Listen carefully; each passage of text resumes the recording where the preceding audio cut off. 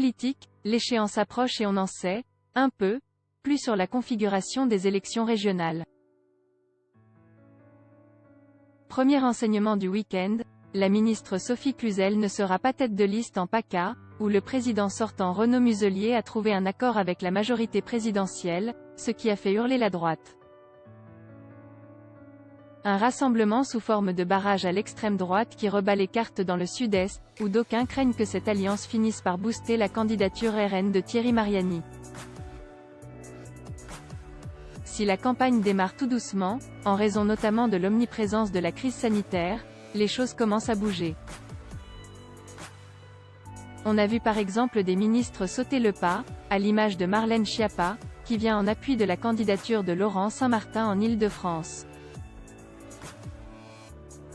Toujours côté gouvernement, Brigitte Klinkert, actuelle ministre déléguée chargée de l'insertion, s'est déclarée tête de liste, sans étiquette, dans la région Grand Est, tenue par le LR Jean Rottner. Je veux un rassemblement le plus large possible, ce sera une liste d'union composée de citoyens du centre, de la droite et de la gauche, a déclaré celle qui détaillera son dispositif ce lundi 3 mai.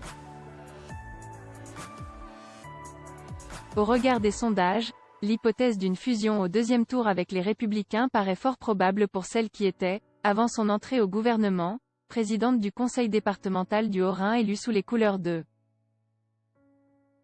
l'UMP. À gauche, le scénario de l'union observé dans les Hauts-de-France peine à se reproduire dans d'autres régions, et n'a d'ailleurs pas réussi à se convertir à l'échelon départemental, ce qui a mis en colère Jean-Luc Mélenchon. Pendant ce temps, le RN se tient en embuscade.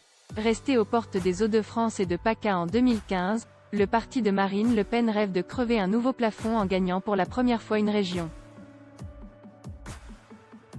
Il compte pour cela sur un casting hétéroclite entre cadres bien implantés, Sébastien Chenu dans les Hauts-de-France, Jordan Bardella en Île-de-France, ou recrues récentes, Thierry Mariani en PACA, Jean-Paul Garot en Occitanie, Andréa Cotarac en Auvergne-Rhône-Alpes.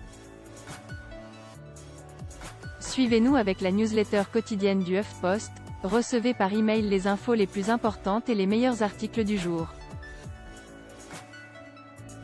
En savoir plus Twitter, Facebook, Snapchat, Instagram fermés ci-dessous, l'état des forces tel qu'il est connu à ce jour, la date limite pour déposer ces listes est fixée au 17 mai.